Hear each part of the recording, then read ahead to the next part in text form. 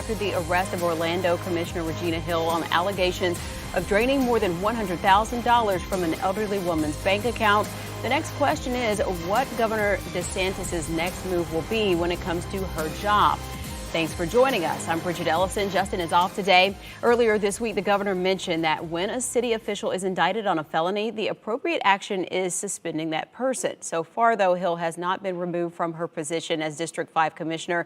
Meantime, as News 6's Mark Lehman explains, though Hill is out of jail at the moment, she could face a life sentence if convicted. Regina Hill faces essentially what's a life sentence, up to 180 years in prison if convicted on all 7 felony charges. They're detailed here in these court documents. The accusations include exploitation of an elderly person and several counts of fraud. Your name, ma'am? Regina Hill. During a first appearance from jail yesterday, a judge placed restrictions on the $40,000 bond for Orlando Commissioner Regina Hill. She's been ordered to stay away from a 96-year-old woman who she's accused of defrauding.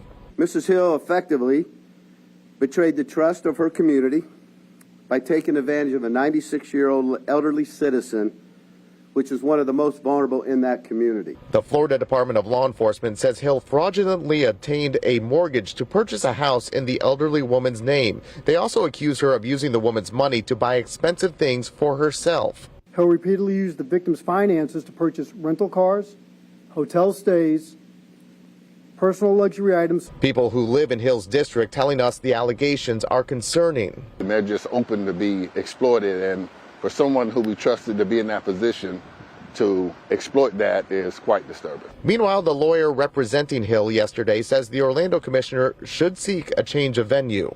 There's probably no other public official who's been the subject of more press attention over the past couple of years than Commissioner Hill.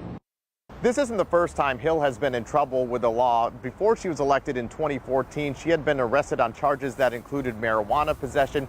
She's also been arrested several times here in Orange County on charges that include possession of illegal substances, but most of those cases were dropped.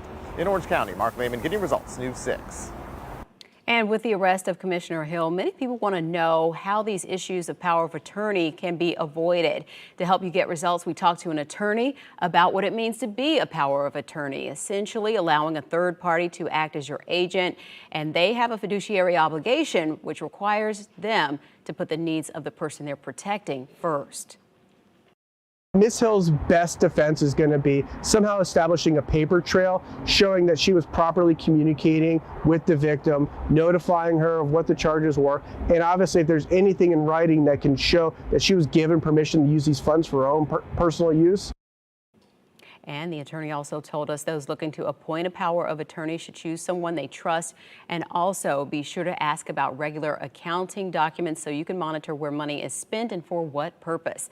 Our coverage of this big story continues online. There you can see detailed breakdown about the charges Hill is facing and breaking updates as they come in. It's all in this story when you go to clickorlando.com or the free News 6 mobile app.